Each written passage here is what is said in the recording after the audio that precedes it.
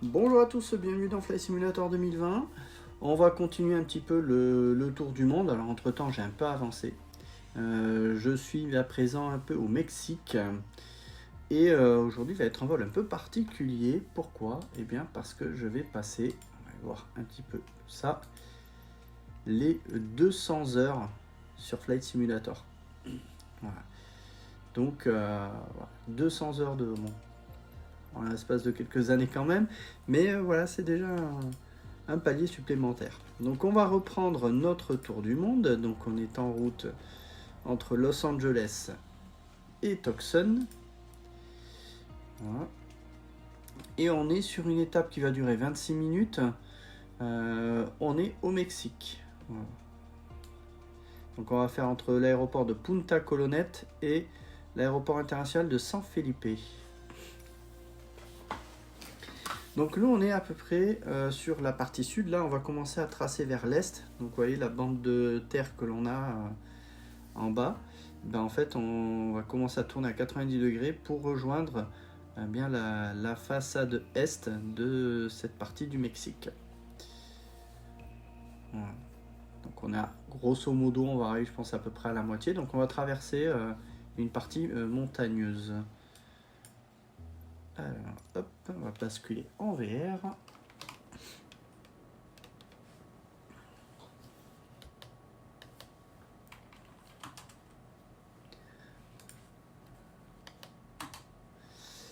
Alors, on va sortir les volets, on va préparer le log. Donc ensuite on va devoir prendre un cap 069.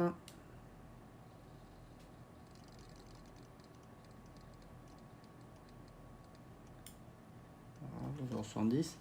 Après le décollage, dirigez-vous vers l'est au-dessus des montagnes de San Pedro Martir en passant par le Picacho del Diablo. Pas le Pikachu. Le plus haut sommet de la péninsule de Baja.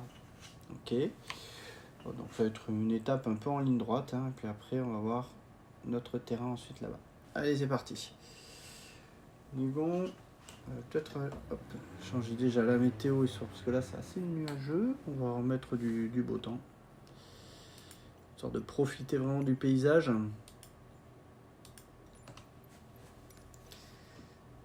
Allez, c'est parti.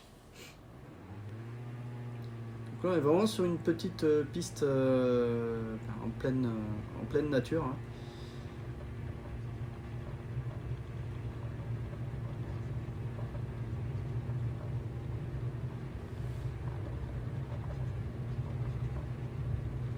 Attention, le train.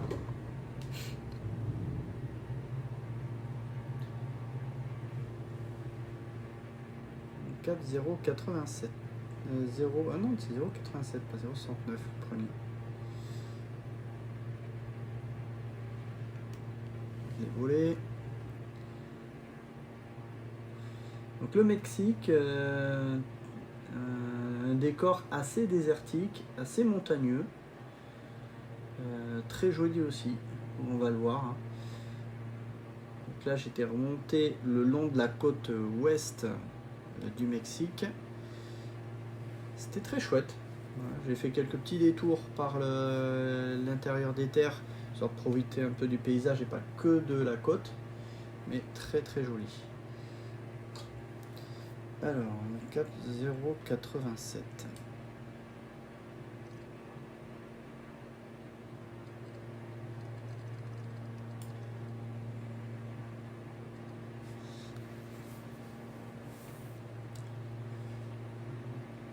Donc là on a quand même 26 minutes de vol, donc je vais en profiter pour monter assez haut.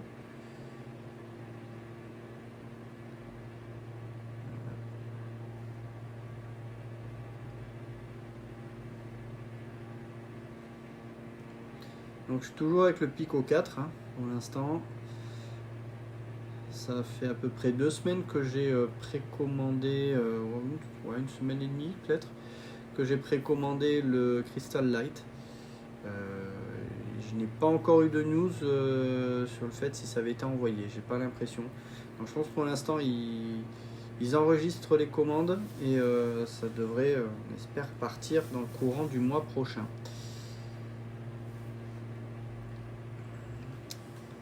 Donc ouais, j'ai quand même hâte de le recevoir ce Crystal Light. Je vais me centrer un peu.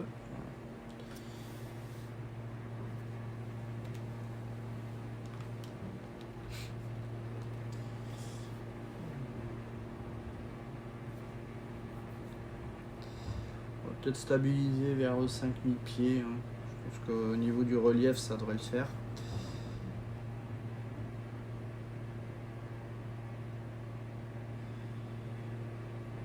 Des grandes fermes en dessous. Hein.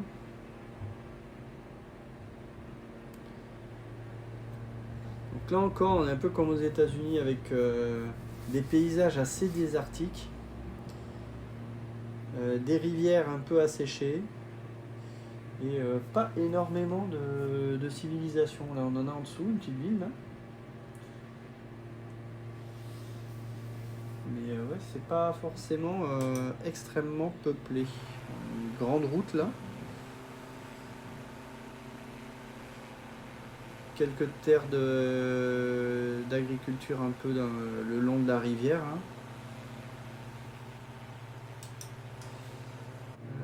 On va stabiliser là.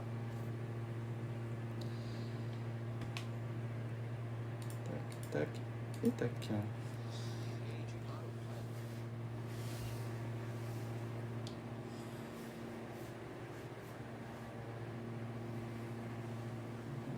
Très beau paysage.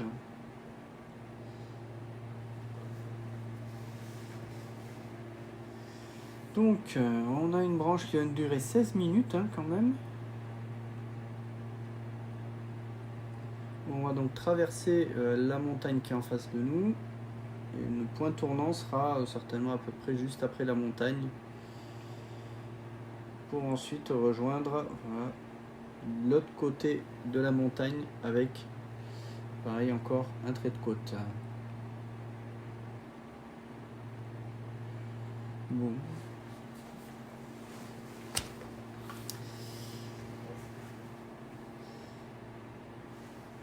Et donc avec ce vol, je vais quand même passer le cap des 200 heures. Alors en gros sur les 200 heures que j'ai fait sur Flight Simulator, j'ai dû en faire à peu près la moitié en VR. J'ai dépassé, je pense que j'avais plus de 100 heures en VR. J'avais volé un peu, mais un peu moins quand mon HP Reverb G2 marchait pas. Mais en tout cas, voilà, moi la moitié de mes heures de vol sur Flight Simulator sont en VR. Et les autres que je n'ai pas fait en VR, c'était plus pour des contraintes techniques du G2. Enfin, c'était lié à Steam en fait. Il fallait que je réinstalle Steam visiblement, proprement. Et vraiment, ouais, la VR, ça a complètement changé ma façon de voir Flight Simulator. Comme j'ai déjà dit hein, dans certaines vidéos, je faisais beaucoup d'IFR avant, hein, en Boeing 737, un peu d'A320. J'ai fait un petit peu également de MD82 de Mad Dog, qui est très très chouette d'ailleurs.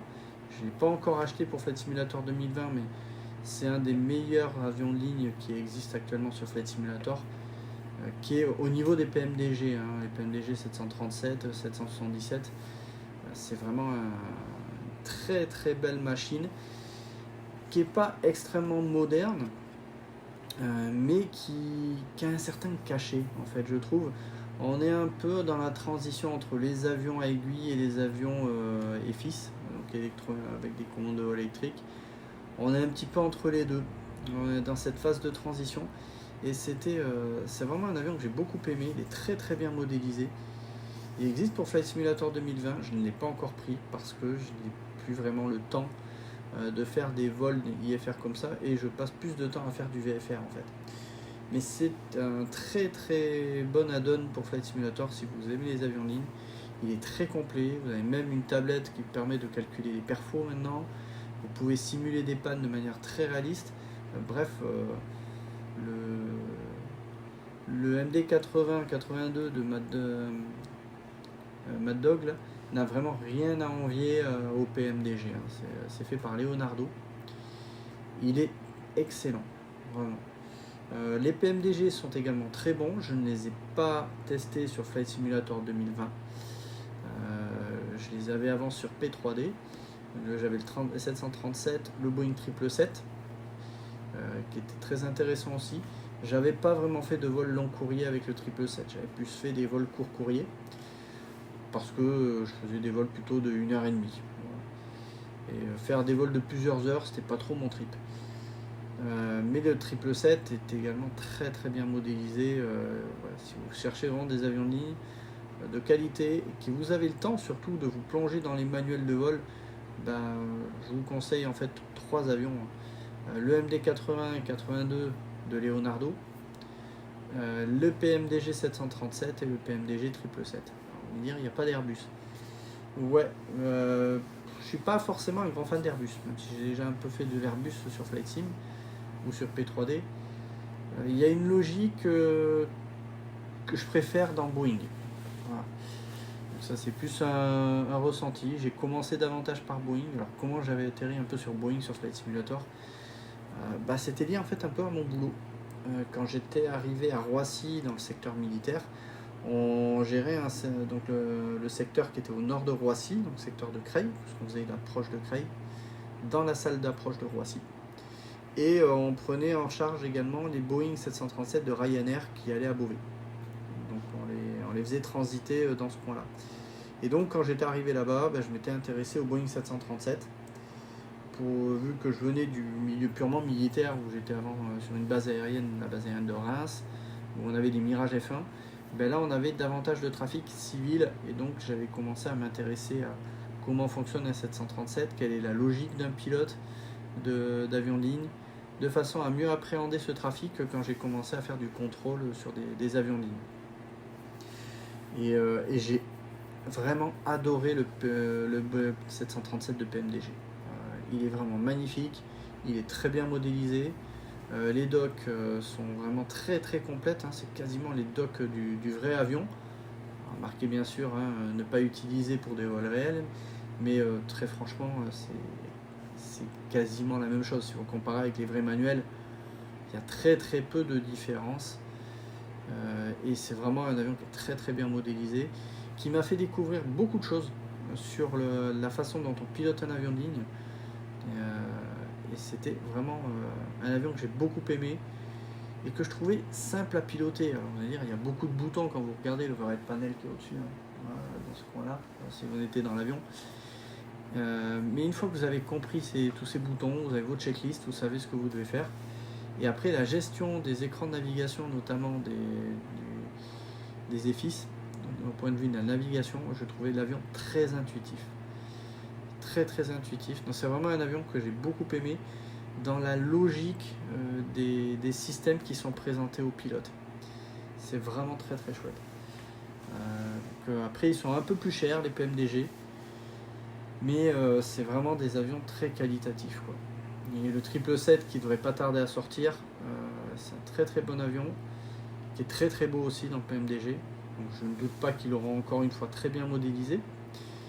Je n'exclus pas de le prendre, peut-être pour faire des vidéos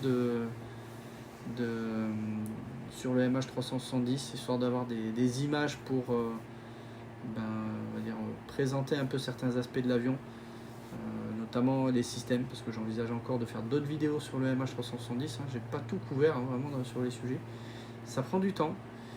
Et donc sur le 777, je pense qu'il y a des choses que je pourrais montrer dans l'avion, dans Flight Simulator, qui seront, je pense, plus pédagogiques en fait pour le grand public, et de façon à expliquer les choses.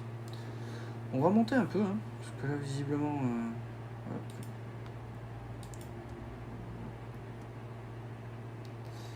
hop.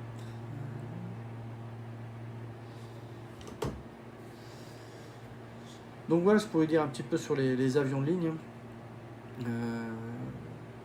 En VR, je sais pas trop ce que ça peut donner. J'avoue que j'ai pas vraiment fait d'avion de ligne. Donc est-ce que l'aspect en VR est gênant ou pas sur un avion où on fait de l'IFR? Faudrait que je teste, vraiment. Voilà, je préfère voler pour l'instant sur des petits avions où je vais profiter de la vue. Il y a un avion qui me fait de l'œil d'ailleurs sur Flight Simulator. Pour le VFR, c'est le OV10 Branco. Pourquoi il me fait un peu de l'œil? Parce que c'est un avion qui a une visibilité au niveau de la verrière qui est assez fantastique. qui avance grosso modo un peu plus de 200 nœuds quand même en navigation, hein, donc ça avance bien. Et vous avez vraiment une visibilité qui est fantastique, hein. Sur les côtés, vous avez une vitre qui descend très basse, qui vous donne une très bonne visibilité sur le côté, qui en plus est légèrement bombée, ce qui peut vous permettre de regarder un peu plus en dessous. Bref, en termes de visibilité, c'est un avion qui doit être assez fantastique pour naviguer en VFR. Donc je n'exclus pas de passer un peu sur l'OV10. Alors j'ai aussi le Rafale très chouette. Ça reste un avion de chasse, hein, bien sûr, mais très agréable à piloter. J'ai pas beaucoup volé depuis que j'ai fait mes vidéos dessus. Faudrait, mais c'est vrai que j'ai plus envie d'avancer mon tour du monde VFR. Ça me tient un peu plus à cœur, même si l'avion qu'on a là, le DA62, c'est pas mon préféré. Voilà. Après, on a deux écrans G1000 qui sont très agréables à piloter. Vous avez un pilote automatique. Bref, pour naviguer, c'est quand même très, très agréable. Mais en termes de visibilité, un gros moteur qui nous cache quand même la vue, un gros panneau devant qui ne donne pas une visibilité parfaite. Voilà. C'est pour ça que c'est pas forcément mon préféré, mais c'est un avion qui avance bien, qui est simple à piloter. Donc, il fait le job, hein. C'est dommage que sur ces tours du monde, on puisse pas changer le type d'avion. Il faudrait que je modifie directement le fichier dessus. Mais bon, pas grave. Donc, je ne sais pas modifier les fichiers justement de ces bouches tripes. Bon, apparemment, c'est pas si compliqué que ça, hein. Mais bon.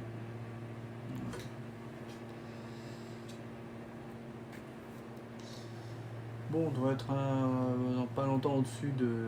Ça monte bien quand même, on est à 10 000 pieds là. Ah ouais. On regarde en dessous, hein.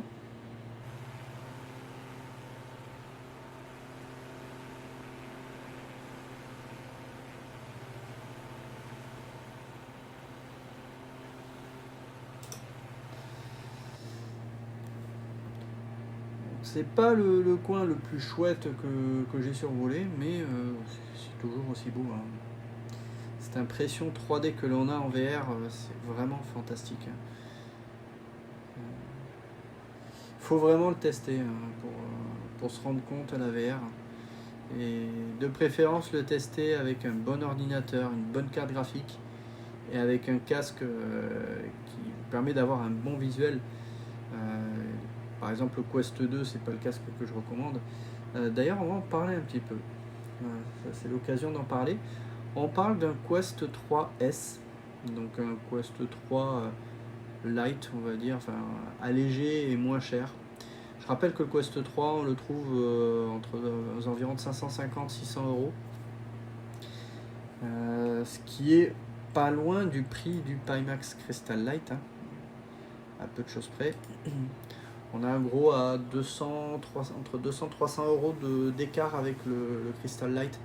Clairement, si vous faites de la simulation de vol, entre le Quest 3 et le Crystal Light, il n'y a pas photo, hein. Je vous conseillerais même, sans savoir encore ce qu'il a dans le ventre, on sait qu'on a quand même les mêmes écrans que sur le Crystal. Donc on va avoir une très très bonne image, donc il n'y a aucun doute sur le fait que le Crystal Light sera meilleur que le Quest 3. Maintenant, si vous faites des jeux un peu autonomes, le Quest 3 c'est sûr est quand même mieux. Mais là, pour parler du Quest 3S, le Q3S, si je ne me trompe pas sur le nom, on a un prix qui sera certainement bien inférieur au Quest 3, certainement dans les 300 euros, je pense. En gros, je pense que ça va concurrencer un peu le Pico 4. Mais la résolution du Quest 3S va être inférieure au Pico 4. Au Pico 4, on a 2160 par 2160, je ne dis pas de bêtises. Là, on va être sur du 1800 par 1600, je crois. Bref, on va être bien en dessous. Et pour cause, le Quest 3 va utiliser un seul écran qui va faire les deux images, qui est le même écran que sur le Quest 2. Alors là, j'avoue que je ne comprends pas l'aspect marketing de Meta. On fait un Quest 3 avec l'écran du Quest 2, mais par contre avec la puce Snapdragon, je crois c'est XR2, qui est la puce du Quest 3. Donc en fait, on va booster les performances d'un Quest 2 en mettant la puce du Quest 3. C'est uniquement ça. Quel est l'intérêt? Je vois pas trop l'intérêt. Si ce n'est de jouer à des jeux qui sont compatibles avec le Quest 3, avec ce Quest 3S. Mais d'un point de vue rendu visuel, je suis pas convaincu qu'on va vraiment y gagner, quoi. Et pour le domaine de la simulation, clairement, ce sera vraiment un avion à éviter, un casque à éviter. Aucun intérêt de prendre le Quest 3S pour Flight Simulator, sachant que pour à peu près le même prix, vous aurez la possibilité de prendre ce Pico 4 que j'ai actuellement. Il n'y a pas photo, hein. Vous avez vraiment une qualité d'image qui est quand même relativement bonne, hein. Comme j'ai dit, hein, qui n'est pas parfaite, hein. On n'a pas une netteté qui est nickel, ce que je pense que j'aurai avec le Pimax Crystal Light, mais franchement, prendre le Quest 3S en se disant il est moins cher que le Quest 3, je pourrais faire du flight sim avec, oubliez, quoi. Oubliez, si vous voulez vraiment un Quest, prenez le Quest 3 normal, hein, même s'il est un peu plus cher, ou alors le Pico 4 qui est moins cher et qui, je pense, fait aussi bien le job que le Quest 3. Donc voilà ce que je voulais un petit peu dire sur ce prochain Quest 3S qui s'apprête à sortir. Moi, c'est pas du tout un casque que je recommande pour la simulation de vol. Alors on va continuer un peu par là, on va tourner. Je mets un peu parallèle à la route, comme ça je me garde une bonne visibilité sur la gauche pour voir le terrain.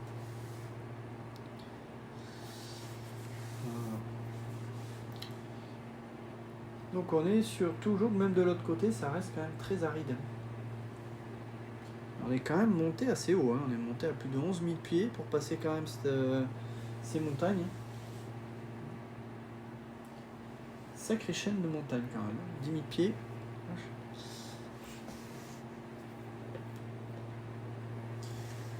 Regardez-moi ça, là. Quand on voit un peu ces rivières asséchées, là on voit un peu là où les courants d'eau en fait s'évacuent, hein, le long de la vallée.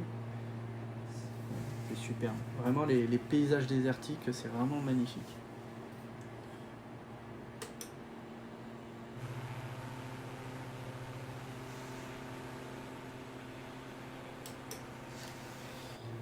Alors après avoir traversé les montagnes, dirigez-vous vers la côte. L'aéroport de San Felipe se trouve à 13 km au sud de la ville, sur la plaine à quelques kilomètres à l'intérieur des terres. On voit bien, il faut qu'on passe les petites chaînes montagneuses que l'on a à 11 h et ce sera un peu derrière.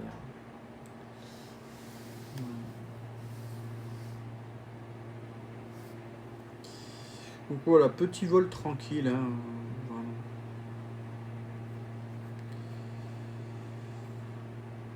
Descend tranquillement à 1000 pieds minutes.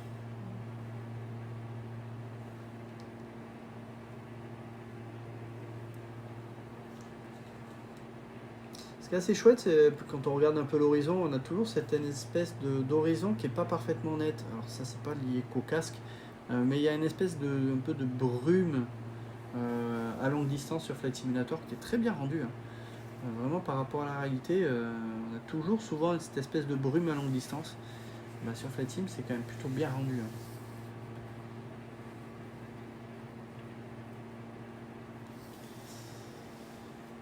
On profite un peu du paysage, hein. On n'a pas forcément grand chose à observer, mais c'est toujours joli, hein.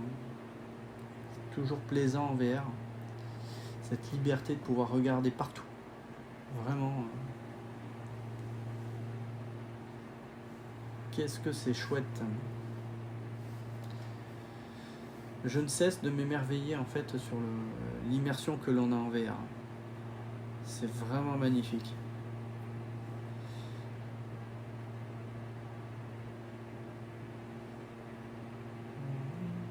Une petite route en dessous, hein. J'ai l'impression d'être un peu au bout du monde. pas beaucoup de civilisation hein, dans ce coin. Hein. Il n'y a quasiment pas d'habitation. Hein. Pour ainsi dire, il n'y en a même pas.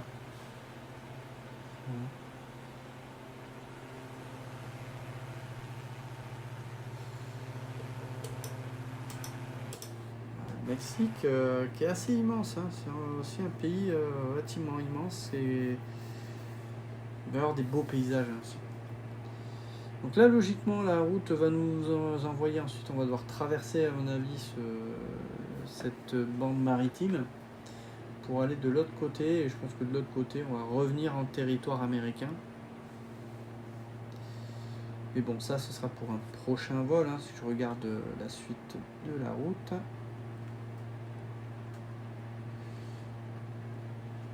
Ah non, on sera toujours... Mike, Papa Echo, on sera toujours au Mexique.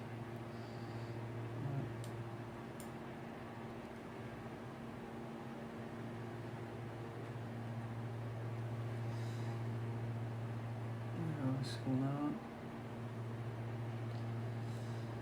Ouais, on sera encore un petit peu au Mexique avant de retourner vers les États-Unis.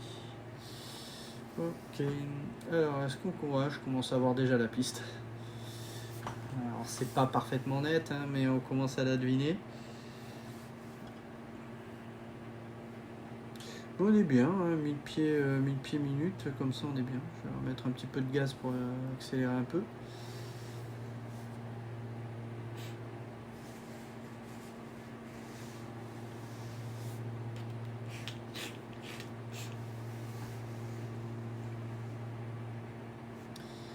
Donc on va ouvrir un petit peu à gauche pour vraiment aller en route vers le terrain. Voilà.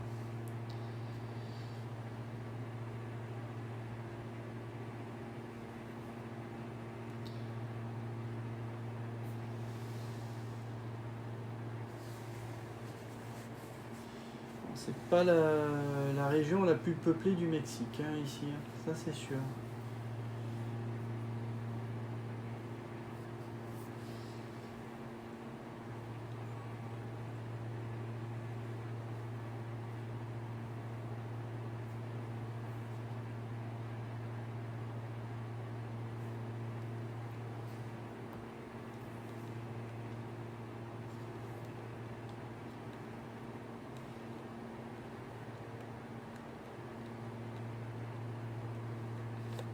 Descendre un petit peu plus vite.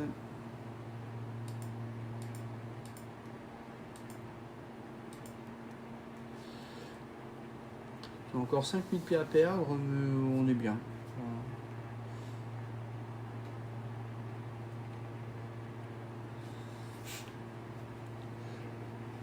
C'est très agréable à utiliser, hein, ce G1000. Alors, je ne vais pas dans le détail de l'utilisation, hein, créer des plans de vol, etc. Je fais vraiment une utilisation basique, mais l'utilisation basique est assez intuitive. Hein. Les visuels sont très bien, d'ailleurs je pourrais un peu les changer.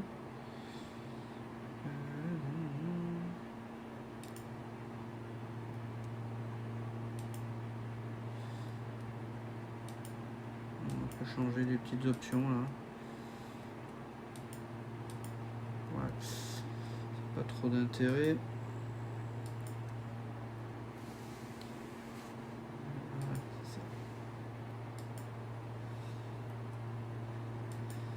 Nearest. On va sur Mike Sierra Fox, ouais, c'est le terrain le plus proche. Ouais. C'est le terrain le plus proche.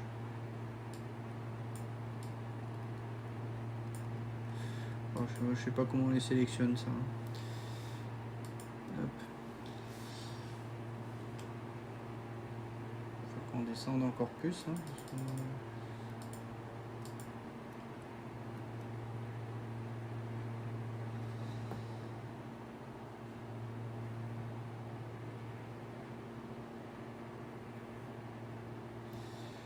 je vais ouvrir un petit peu à droite là, histoire de perdre un peu d'altitude et venir aller chercher un peu la finale.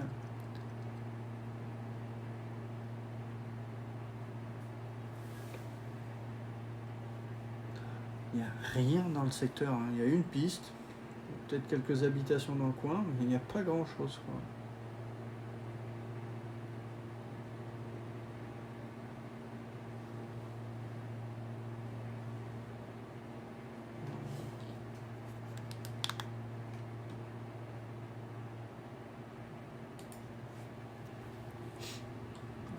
On désactive le PA.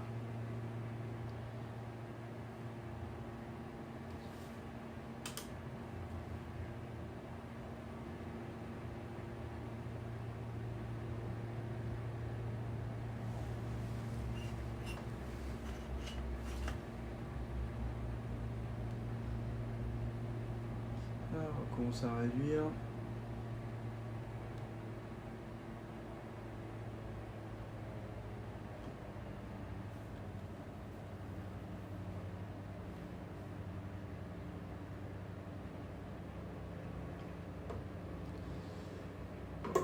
Le train. Écran de volée.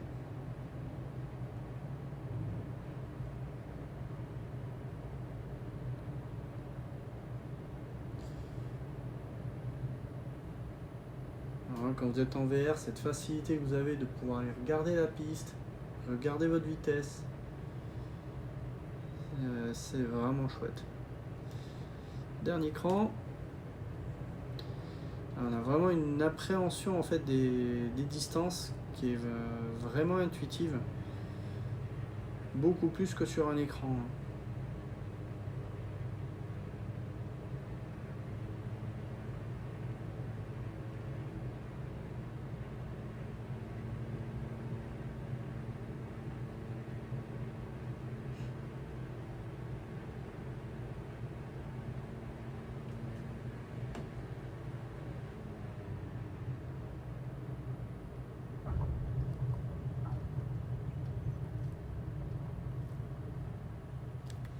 Et voilà.